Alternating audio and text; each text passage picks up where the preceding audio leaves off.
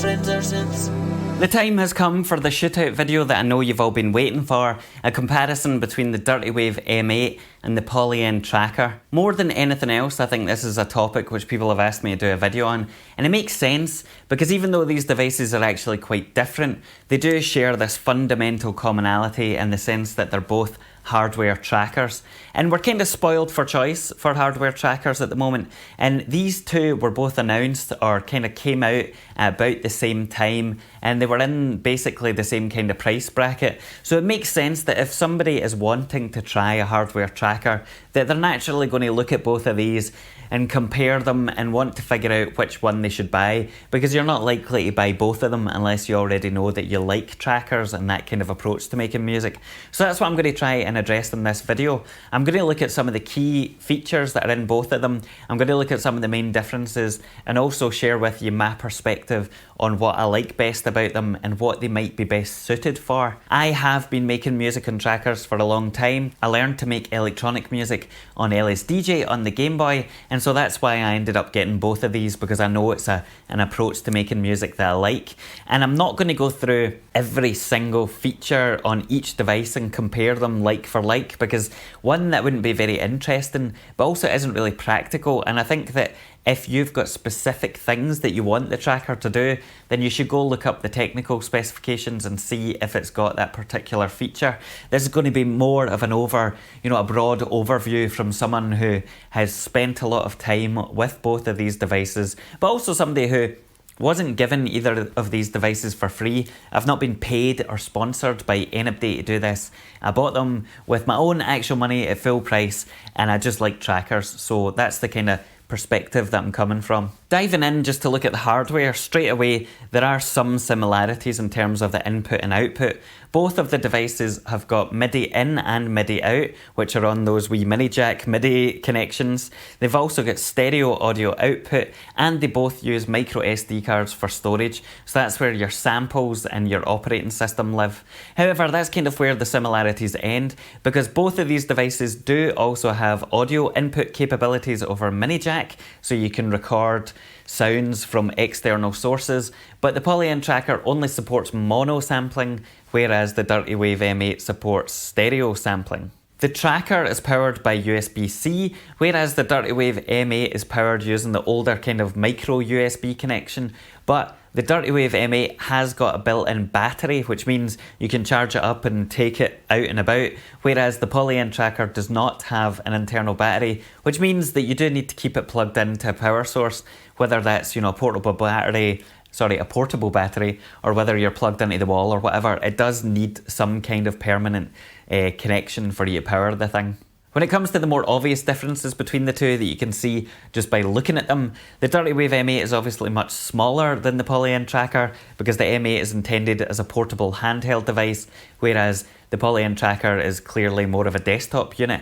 And the benefit to the Polyend Tracker in this regard is that we've got much more space for different ways to interact with the software. So we've got a nice big encoder knob down the bottom right, we've got a whole bunch of mechanical key switches that relate to particular functions up the top right, and then in the kind of central middle bit we have this beautiful grid of LED pads which change depending on which parameter you're in. So it might be in one particular section you use them to select notes, you might use them to select instruments or whatever else, but that's one of the benefits of having the kind of larger form factor. Whereas on the Dirtywave M8 it only has 8 buttons, but it's laid out more like a Game Boy or like a handheld console device. So you've got arrow keys and then you've got a bunch of other kind of functional and selection keys, and it does mean you have to learn shortcuts or different ways of interacting with things that aren't, button per feature. But from my experience, I don't think that's a huge deal. You do pick up quite quickly and the muscle memory kicks in, but that's a fundamental difference between the two. Obviously, the Dirtywave M8 is a much smaller screen than the Polyend Tracker, and the big screen on the Polyend Tracker is particularly nice for blind bastards like myself. However, the Dirtywave M8 does have a few tricks up its sleeve. For example, the Wii screen is touch sensitive, and you can map the X and Y axes on there to different parameters within the synthesis engines and stuff, which is a really cool feature. You can also change the theme and the colours of the display. So if you want a kind of white background with black text for some ungodly reason, you can do that, whereas on the Polyend Tracker, you're kind of stuck just with the black background with whatever font choices they've made. Now, the other thing that's really cool about the Dirtywave M8 is that you can plug it into a computer. So whether it's your Mac or Windows or even like a Raspberry Pi I've seen done, you plug it in, you use a bit of software. There's some that allow you to use, web browsers and stuff like that called Web Display, and you can use that as a much bigger screen. And actually, that's how I've recorded a lot of my tutorial videos and stuff. Rather than having to film the wee screen on the M8 itself, you just plug it in your computer and capture it with OBS, which is a very nice feature. So if you're particularly hard of sight, like myself, then this is a nice bonus as well. Now, the designs of both of these are obviously quite beautiful in a kind of industrial way. They both feel really nice and premium, and they are a pleasure to use. However, there are a few things about the build quality of the Polyend Tracker that have been brought into question, notably, or maybe specifically, that the encoders on some of them have been known to be less than reliable. Now, I bring this up because a lot of people have talked about it and it would be remiss not to bring it up. However, Polyend have said that these encoders that were kind of not working as expected were from a particular bad batch, and so it shouldn't be a general indicator of poor build quality, but it's something to be aware of. Now, onto the software side of things and kind of how you approach making music in both of these. They both have fundamental kind of commonalities again between the way you compose and arrange things. You can use samples on both of these devices, and you use patterns or chains or whatever you want to call them to then build up songs, whether you're arranging in song mode or in live mode. Both of them allow you to sequence external MIDI gear, and you can also export not just the stems of your individual songs in WAV format, but you can also render the full song down into a single file, and there's a whole bunch of different effects in there as well to help it sound like a production right out the box. For example, reverb, delay, overdrive, there's a limiter and all that kind of stuff. So they both have kind of core features that you would expect from something in order to be able to make a full track within the box. And honestly, both of them sound really great. Now, there are a few key features that are unique to each device. For example, the Dirtywave M8 has got a whole bunch of software synthesis options in there. Some of them are kind of unique to the Dirtywave M8. There's a fully featured FM synth in there, for example, but there's also a whole pile of different algorithms that have been taken from the open source mutable instruments stuff, particularly, I believe, from the Braids module, and so it's got synthesis engines built in, which the Polyend Tracker doesn't really have. It's much more sample based. The M8 has also got tables, which are this kind of powerful feature taken from LSDJ, which are kind of subroutines which let you do more complicated arpeggiations and different effects things. This is quite hard to get your head around, but I've done a dedicated video on tables, so I would recommend going to watch that to see what I mean. The tracker, on the other hand, has got an FM radio built in, which is pretty cool because it means you can sample directly from the radio if that's the kind of thing you want to do. And it's also got some more fully fleshed out kind of sample editing options and a kind of more fully fleshed out live performance mode. In terms of some other practical differences, even though these devices both use micro SD card for sample storage, one kind of main key thing about the Dirtywave M8 is that it streams the samples directly from the card, and this means that in theory you don't have to load anything into RAM, so there is no finite amount of samples or sample length that you can use per project. And this is different to the Polyend Tracker, because on the Tracker it's got a finite number of samples or memory that you can use up because it's not streaming the samples directly from the card. On paper, there's no doubt really that if we look at both of these and we line up the feature sets of each and we kind of avoid the kind of question of hardware differences, because that's, you know, very dependent on your particular situation, there's no doubt that the Dirtywave M8 is the technically superior, more feature-rich device. It just has more features, and the features it does have are more fully realised. However, that's not really quite the end of the story, because depending on what you want to do with the tracker, your kind of level of tracker experience and, you know, your particular workflow, then it may well be that the Polyend Tracker is a much more suitable device. And so I want to look at that a wee bit. The Dirtywave M8 is based on LSDJ, which is the music tracker software for the Game Boy that I mentioned earlier, and because of that it takes a very particular approach to song composition. You have your song, which is made up of chains, which are then made up of phrases, which are then made up of notes, but you also have this feature called tables, which I was talking about a wee bit earlier, and this essentially means that rather than having a finite number of steps for each phrase, you can then have divisions of each step, which means that you get this really powerful, impressive level of control over your tracks, and generally this outshines the Polyend Tracker in almost every way, because this means that you're not limited to just the individual steps that are present, for example, on the Polyend Tracker, because you can't really break them down any further. However, it's not necessarily the most easily accessible way to make music if you're brand new to trackers, and it can quickly get quite confusing. The Polyend Tracker takes a much more simplified approach to song composition in the sense that, unlike the Dirtywave M8 where there's all these different layers of composition that can get quite complicated, on the Polyend you essentially just have patterns,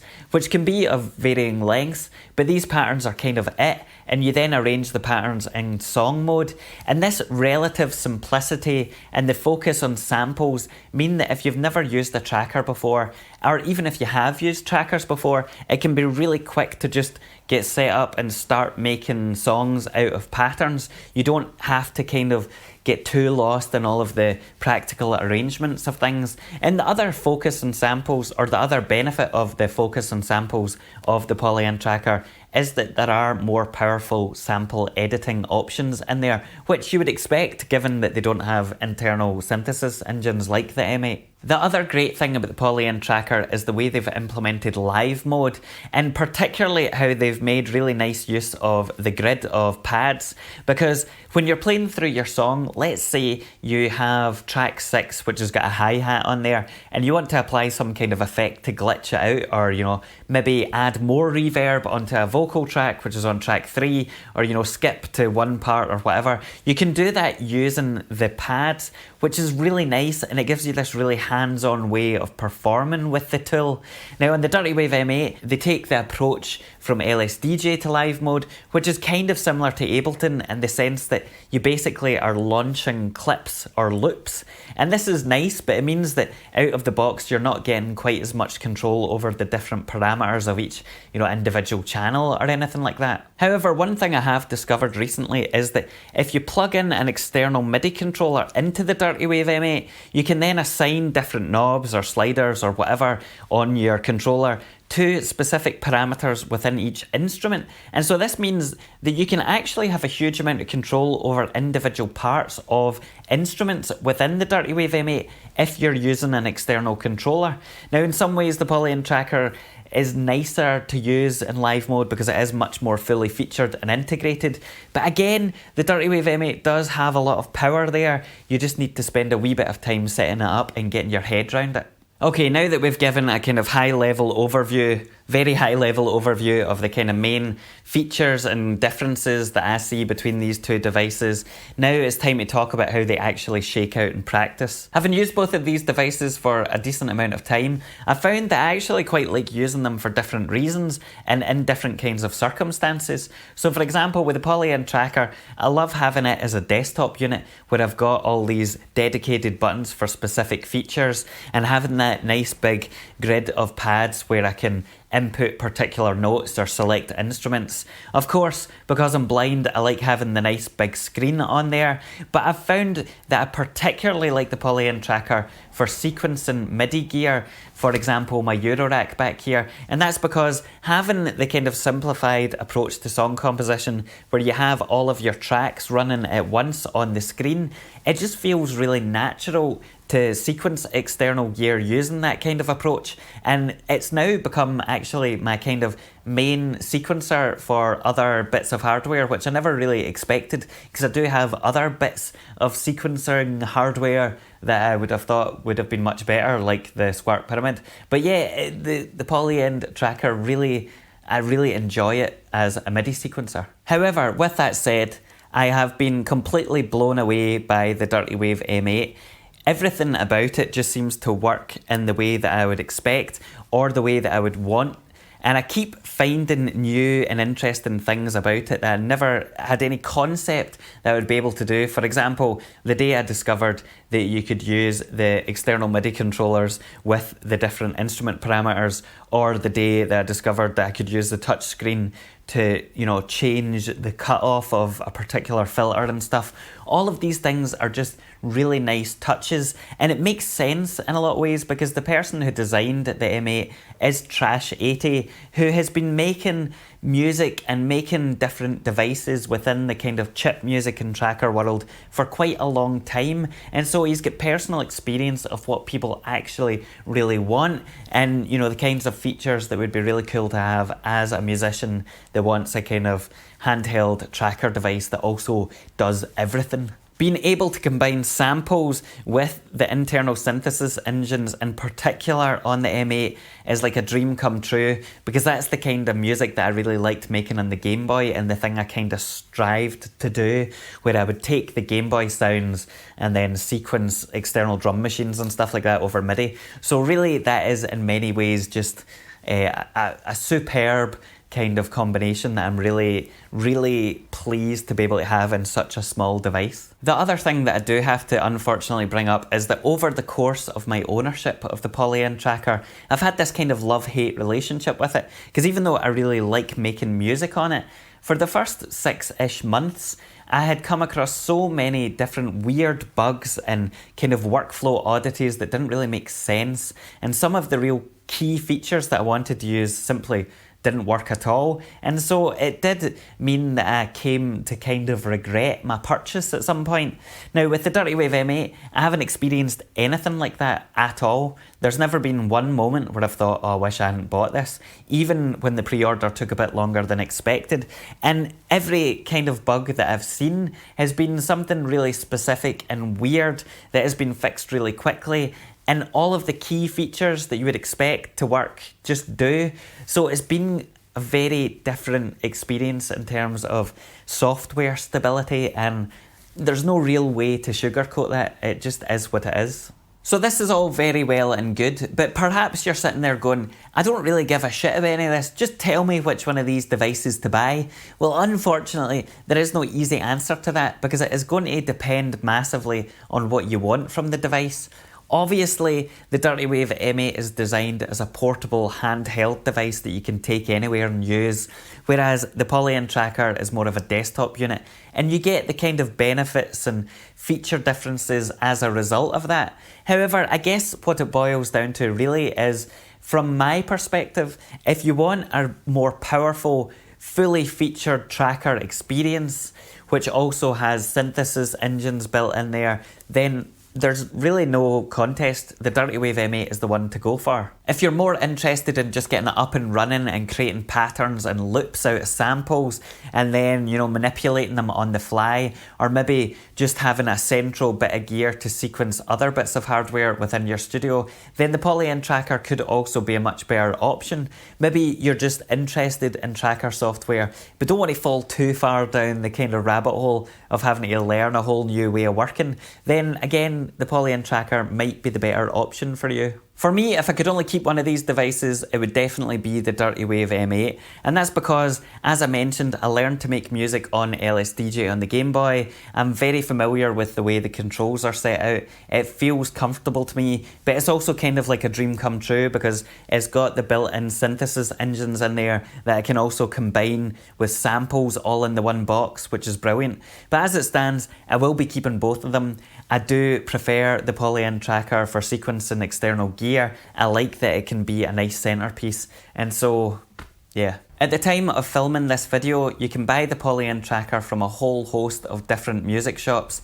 It is available on general release, whereas the Dirtywave M8 can only be bought directly from the Dirtywave website. Up until now, it was pre-order only, but they are now releasing batches for sale every Monday. It's something like 7 AM PDT time zone. So if you're interested in one of them, go to the Dirtywave website, check out when the next batch has been sold, and see if you can grab one. Hopefully that was helpful, or at least informative if you're interested in the kind of main differences between both of these devices, or at least hearing the perspective of somebody who has used both of them and likes both of them.